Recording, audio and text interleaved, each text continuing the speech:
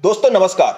अगर आप एसआईपी करते हैं तो आपने एक बात नोटिस की होगी कि आपको कई प्रकार के फंड दिखाई देते हैं, जैसे कि small cap fund, large cap fund, mid cap fund.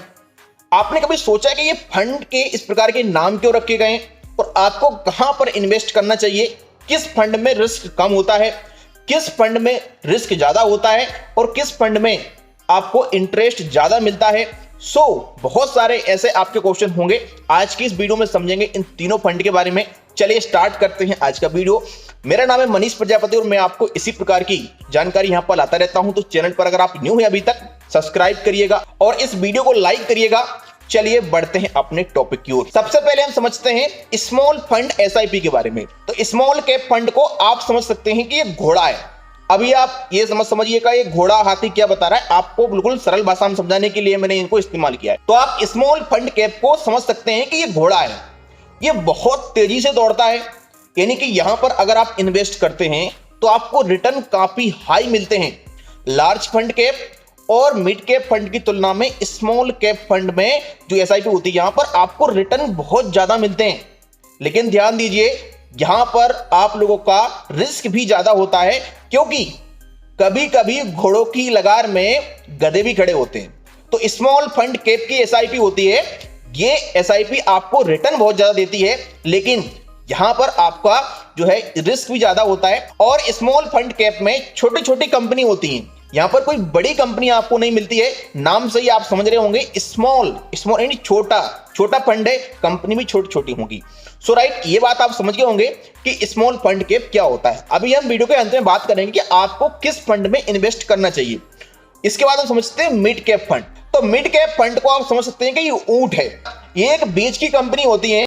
यहां पर आपको ज्यादा इंटरेस्ट भी नहीं मिलता है और यहां पर आपका ज्यादा रिस्क भी नहीं होता है। यानी कि जो इसमें कंपनी होती है वो बीच की होती है, मीडियम साइज की कंपनी होती है।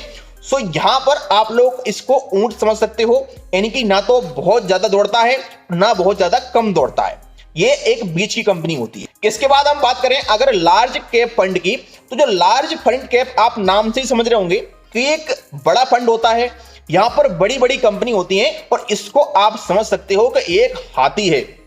यानी कि ये चलता तो बहुत धीरे धीरे है लेकिन बहुत बड़ा होता है। यहां पर आपका रिस्क बहुत कम होता है, ना के बराबर रिस्क होता है। तो लार्ज फंड कैप में आपका रिस्क कम होता है, तो यहां पर इंटरेस्ट भी आपको कम मिलता है।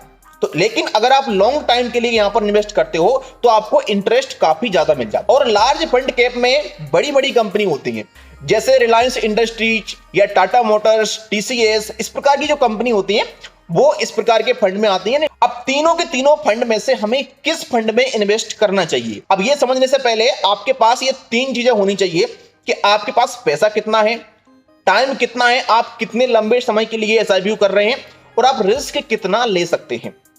जैसे अगर आप स्मॉल कैप फंड में इन्वेस्ट करते हैं तो यहां पर आपका रिस्क थोड़ा सा ज्यादा है, लेकिन यहां पर आपको इंटरेस्ट काफी हाई मिलेगा। और अगर आपका टाइम बहुत कम है, आपको एसआईपी करना है और 5 साल के अंदर में ही आपको हाई रिटर्न चाहिए, तो आप स्मॉल कैप फंड में इन्वेस्ट कर सकते हैं। लेकिन अगर आप रिस्क नहीं लेना चाहते हैं तो आप इस फंड में बिल्कुल भी इन्वेस्ट ना करें। आपका टाइम बहुत ज्यादा है, 20 साल के लिए आप यहां पर एसआईपी कर रहे हैं, 25 साल के लिए एसआईपी कर रहे हैं, 30 साल के लिए, तो आप स्मॉल कैप फंड में एसआईपी ना करें। इसके बाद हम मिड कैप फंड की बात करें तो इसमें इन्वेस्ट कौन से लोग करें, जिनका टाइम पीरियड 10 साल के अंदर है और जो लोग रिस्क ले सकते हैं लेकिन कम रिस्क ले सकते हैं, जिन्हें रिस्क लेना है बट बहुत ज्यादा रिस्क नहीं लेना है, तो भाई मिड कैप फंड आपके लिए हो सकता है। आप इसमें इन्वेस्ट कर सकते हैं क्योंकि ये कंपनी ना ज्यादा बड़ी होती है और ना ही बहुत ज्यादा छोटी होती है, ये एक बीच की कंपनी होती है। तो यहां पर आप इन्वेस्ट कर सकते हैं अगर आपका टाइम 10 साल के अंदर में एसआईपी का है।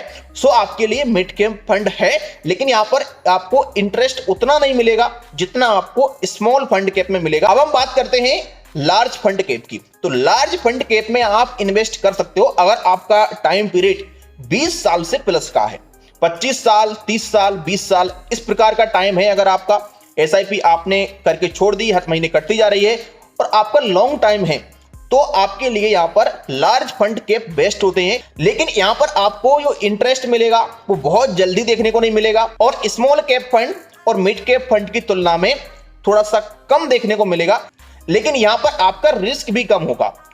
तो ये टोटल आपके ऊपर डिपेंड करता है कि आप कितना रिस्क लेना चाहते हैं, कितने समय के लिए इन्वेस्ट कर रहे हैं। आई होप कि ये जानकारी आपको पसंद आई होगी और अधिक जानकारी के लिए आप हमारे टेलीग्राम चैनल को ज्वाइन कर सकते हैं, लिंक डिस्क्रिप्शन में डाल दूंगा मैं, और हमारे चैनल से जुड़ जाइए, इसी प्रकार की जानकारी आपको मिलती रहेगी।